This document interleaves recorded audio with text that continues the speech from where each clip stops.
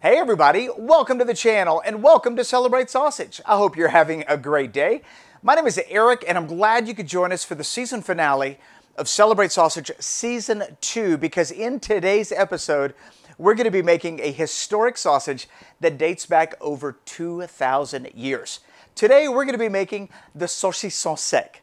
Saucisson sec is a French dried sausage that originated in France when France was a part of the Roman Empire. Since saucisson sec has been around, it's become quite regional, mainly due to the availability of ingredients. So, depending on where you're at in France, you might find this sausage with wine, with cheese, with nuts, with fruit. You might find it pork only. You might find it with pork and a combination of other proteins. So we are very excited to be ending Season 2 of Celebrate Sausage with this absolutely historic French salami. And as some French might say, le saucisson sec est aussi important pour la culture que le vin, le fromage et la baguette.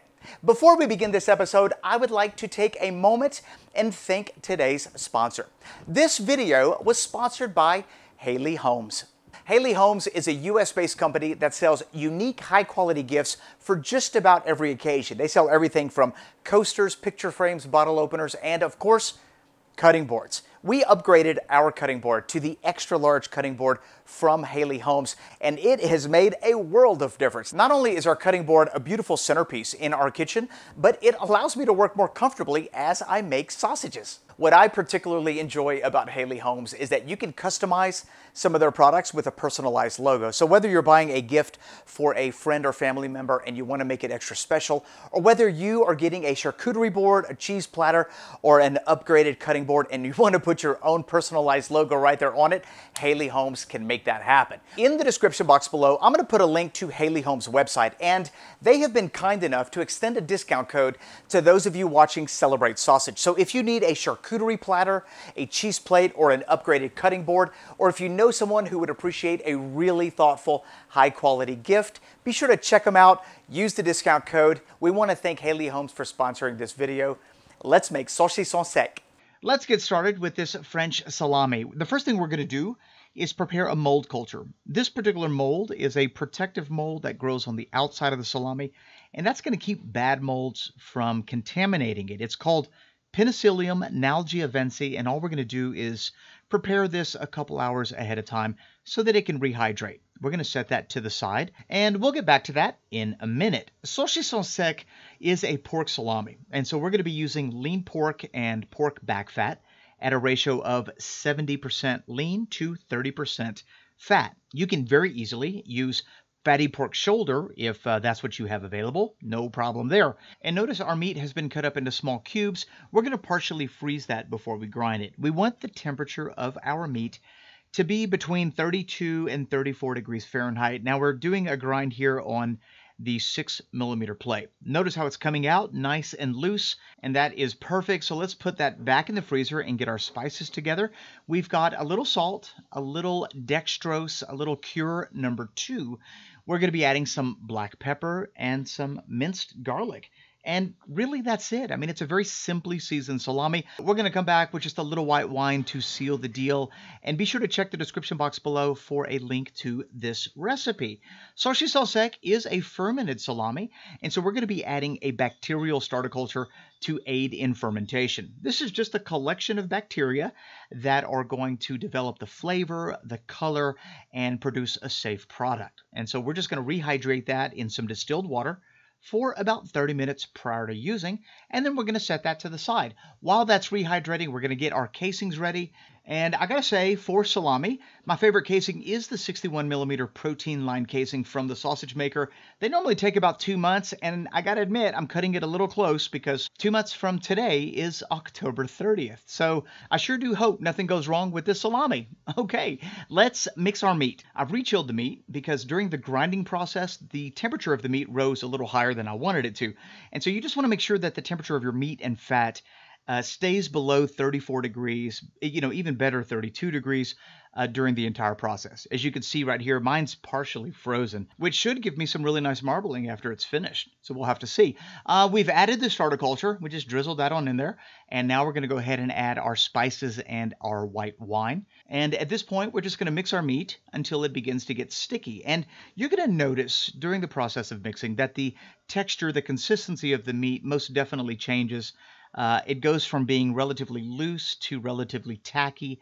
When you grab a handful, it'll stick to your hand just like that. And once that happens, you can stop mixing and then stuff it into a casing. So unlike sausage making, when you make salami, you really want that mincemeat to be nice and tight. And that's going to help out with the texture, with the bind of the salami as it dries, and you'll get a better idea of that here in a minute. So once we've got it packed up, we do have a little bit of sausage meat in our hopper. That's what this is. I'm just going to wrap that into some cling film because that little bit of meat is what we're going to use to test the pH after it's done fermenting. You see, we don't want to disturb what's already in the casing, and so this little bundle that we just created, that's going to be perfect.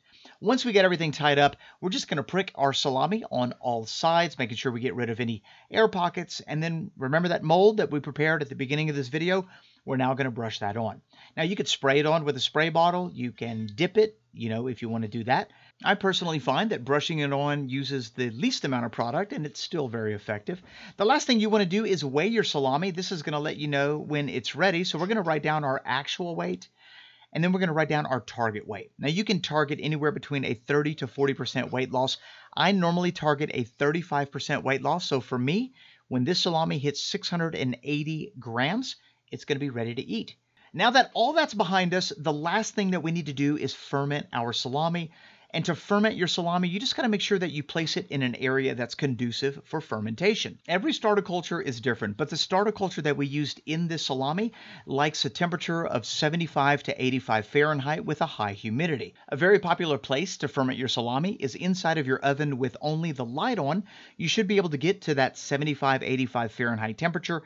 And because we've covered our salami in cling film, the humidity is naturally going to stay high. Your salami will ferment for 18 to 24 hours, and you're targeting a pH of anything between 4.9 and 5.2. So it's been about 20 hours. For me, I just left my salami on the kitchen counter because my kitchen's relatively warm. And we're now going to test the pH. And as you can see, the color is definitely more red. It's actually firmed up quite a bit. That little meat mass has a slight rubbery texture, and we're going to be using our trusty pH meter by Apera Instruments. Incredible tool for salami making, takes all the guesswork out of it. So all we do is stick it in there and wait for the reading, only takes a couple seconds, and it looks like our pH is 5.15, 5.16, well within the range. I am totally happy with that. So let's move on to the drying phase. And let me show you what we're going to do with that little bit of meat that's left over. We're going to dip that into some polenta flour, just like the salami pitina. We're now going to take both of those and hang them into our drying chamber. Our drying chamber is nothing more than a modified refrigerator where we get to control the temperature and the humidity. And if you want to know how we built it, at the end of this video, I'll make it one of the video suggestions. The conditions inside my chamber average around 55 Fahrenheit or 13 Celsius with an average humidity of about 80%. Now, if you have a basement or a cellar that is relatively cool, around 55 Fahrenheit, with a relatively high humidity, around 80%, you can absolutely hang this salami in your basement or cellar and it'll dry beautifully. It's going to hang out in there until we lose the appropriate amount of weight. I typically prefer around 35%, but if you like a drier salami, you can let it go up to 40. It's been 60 days and it's now time to check on our Saucisson sec.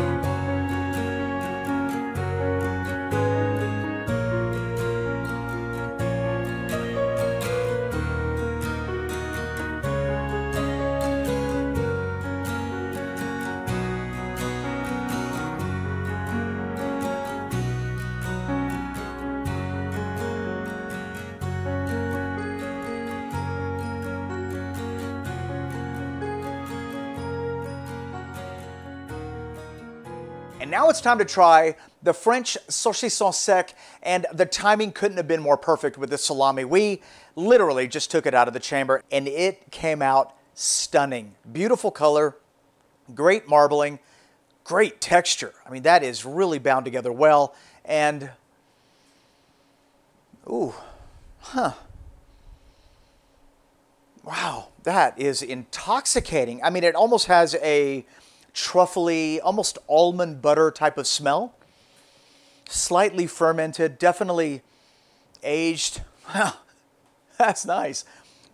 Saucisson sec, let's give it a taste.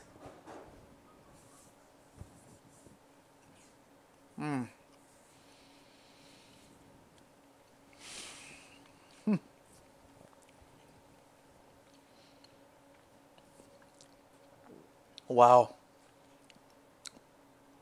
That's delicious. Very reminiscent of the Catalonian fouet in its simplicity, but the Saucisson sec definitely has a lot more going on. I mean, it aged for another 30 days inside the chamber, so the flavors, although delicate and refined, are certainly a lot more complex. It doesn't have the same acidity as some of the other salamis that we make, which I'm kind of digging. Overall, I think it's absolutely brilliant, and I hope you get a chance to make it. Thanks for watching this video, and thanks for being a part of Season 2 Celebrate Sausage.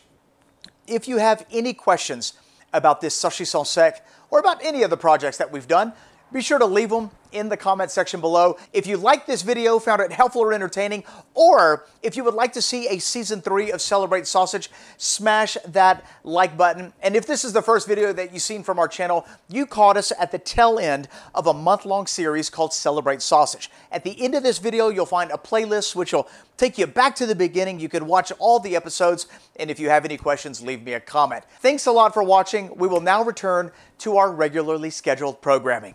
See you next week. Bye-bye.